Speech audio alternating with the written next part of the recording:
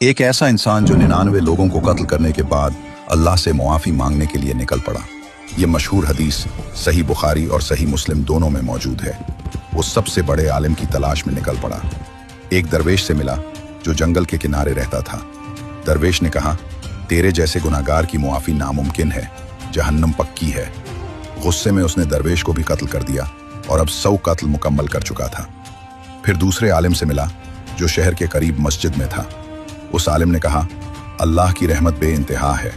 70 कोस दूर एक गांव है जहां सिर्फ नेक लोग रहते हैं। वहां जा, उनके साथ रह और तौबा कर। वो चला। रास्ते में पहाड़ों के दरमियान मौत आ गई। अजाब के फरिश्ते और रहमत के फरिश्ते झगड़ पड़े। अजाब वालों ने कहा, उसने कभी नेकी नहीं की। रहमत वालों ने कहा, तौबा की नीयत से चला था। अल्लाह ने हुक्म दिया, दोनों गांव की दूरी नापू, जहां से फासला कम होगा वहीं का होगा। जमीन सुकड़ गई और तौबा वाला गांव एक हथेली करीब हो गया। वो जन्नत में दाखिल हो गया। जिस शख्स को 100 कत्ल करने के बाद भी अल्लाह ने मुआफ कर दिया, क्या वो हमें मुआफ नहीं करेगा?